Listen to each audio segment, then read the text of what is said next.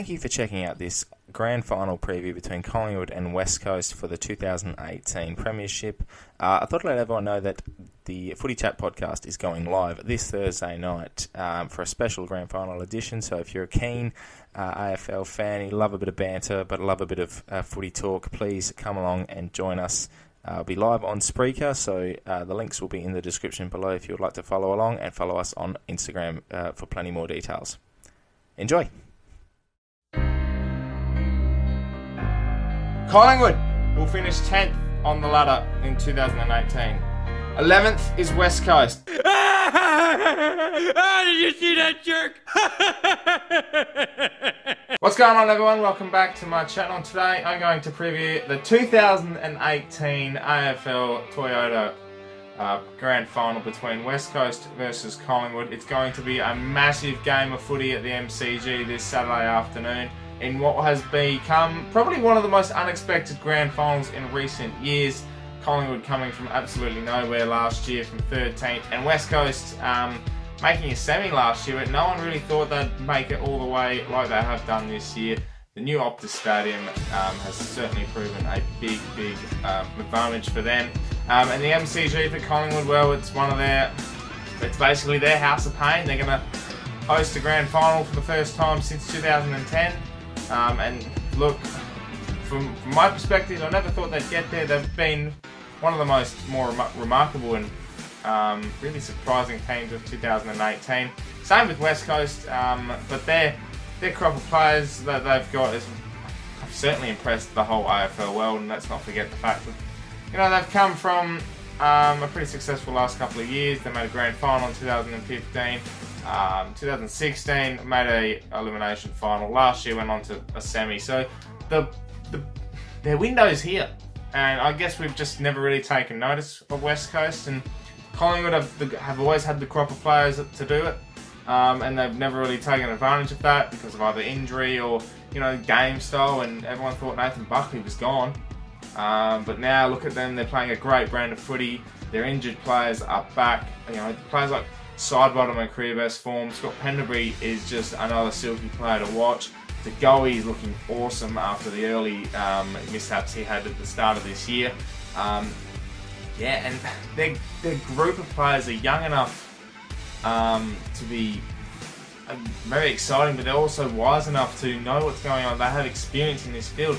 Players like Goldsack, who've had an ACL 6-7 months ago, and they've come back in and are playing ripping footy for this final series. So it's going to be a massive game on the weekend. I'm very excited to see who comes out on top. Big advantage, of course, as I said, is the MCG. And look, West Coast, I wouldn't write them off at the G because, yeah, we've given them some flack over the last few years for the fact that they can't win on the road. But this year they've won, I think, every game at the MCG. They bet Collingwood last time they played at the G as well. So it's a very intriguing clash, that's for sure. And looking at the weather, there's another perspective to look at. The weather-wise, I think it's 13 and raining, which, look, from my point of view, it favours Collingwood. I really feel that their smalls can outdo West Coast tools and really take advantage of their pace and pressure that they have around the ball. And it's certainly going to be something that Adam Simpson will have to look at when it comes to key matchups and how he structures up on the weekend. So yeah, it's going to be a very interesting time going forward for both coaches. So both teams, they line up fairly evenly. Look, I think with Collingwood's defence being not so much undermanned, but more of on the shorter scale. Goldsack, 193 centimetres. Langdon is 190 as well. These key players that run through there. You've got Crisp as well, who can play tall. He's a great runner off half-back. So how do they match up against the likes of West Coast tools? It's a very interesting task for Nathan Buckley to look at it, especially when you've got matchups like Kennedy, Darling, Lacroix, who's small, Lysette can go forward, Nathan Vardy's going to be on the squad as well, I'm pretty sure, by the looks of it. As I will say that I have recorded this pre-team announcements, so you'd expect not much change for both sides, both winning quite comfortably in the prelims. If there's any change, it will be purely structural, not based on form, because both teams are coming into this grand final with whipping form. and it's going to be something that, you know, Collingwood haven't. I don't think they've made a change all final series. West Coast might have made one or two. I know Brad Shepard did his hamstring, so he's going to be a massive loss, which he did in the qualifying final. And look, well, I did say West Coast won the last time they met at the MCG. They also won the qualifying final in what was a very tight contest. And by the looks of it, this sets up to be another tight one again. Their qualifying final was the second closest of the final series. Collingwood obviously against GWS winning by only 10 points. So Collingwood have played in some pretty close games, some really pressurised games coming up, and they are going to be set up quite well for how how much pressure final games bring to grand final goes to another level. We know that. It's simple. So it's just going to be a matter of how they handle that pressure. It's going to be tight early. Some people say it'll be won or lost in the midfield.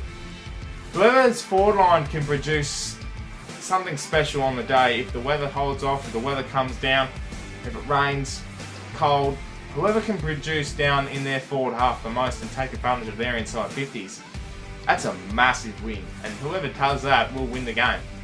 Because midfield vs midfield are very even. And we all know Brodie Grundy is probably the second or equal best ruckman in the league.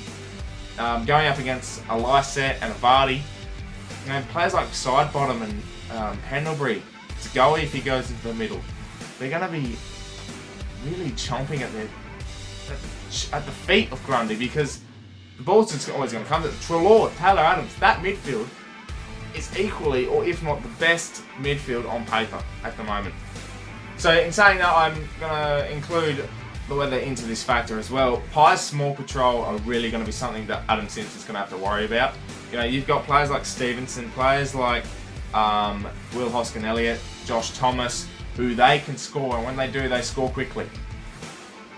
So matchups are going to be a big issue for Adam Simpson and who he lines up. Flip that onto the same side. Who goes to Kennedy? Who goes to Darling? Does Chris Mayne go to McGovern for West Coast? For Collingwood to go on to West Coast McGovern. He did it in the qualifying final and it worked reasonably well. In the end, West Coast ran over the top because of their pressure. Did the same happen again?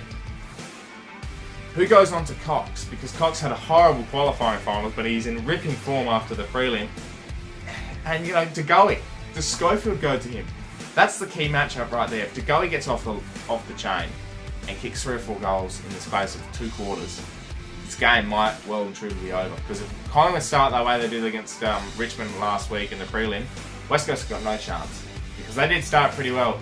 But if you start like that against Richmond, who are one of the best sides at starting really well and really putting the pressure to the opposition straight away, if you start like that, West Coast are going to have their hands full early. But in saying that, West Coast can control the tempo of the game and use their uncontested marks and really chip away and really take the game into their control. Then Collingwood are going to have to step up their pressure even more, because West Coast do not make a mistake when they're going forward. And when they flick the switch, West Coast, players like Rioli, players like Luke Ryan, Liam Ryan, sorry, if I get that wrong, but you know, players like that can really switch it on.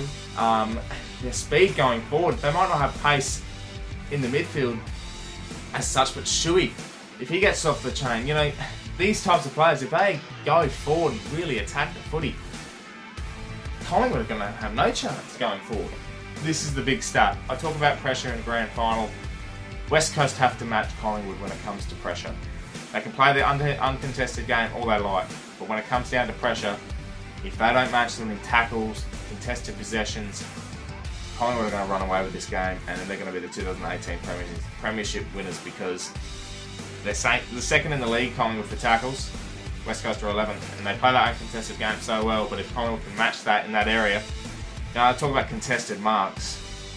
Collingwood are 3rd and West Coast are 2nd, so if any turnovers, both teams are going to be ready for it. So, my predictions for the 2018 Grand Final. I'm going to tip Collingwood to win the 2018 AFL Premiership, and they're going to do it by 11 points. West Coast fans might not be happy about that, and I know a particular one that won't either. Fellow friend from the Footy Chat podcast, Mr. Geordie Johnston, he won't like that at all. It's a big call, I know. But, Nathan Buckley, he is a Port Adelaide boy, and as you can tell, there's a few Port Adelaide stuff in this room. Norm Smith medalist. I think Scott Pendlebury. He's not the one in the spotlight at the moment. You've got like the likes of De Goey and Sidebottom, Adams, Treloar. I think the skipper might stand up on grand final day and win his team a premiership, and Eddie Maguire's going to absolutely go mental.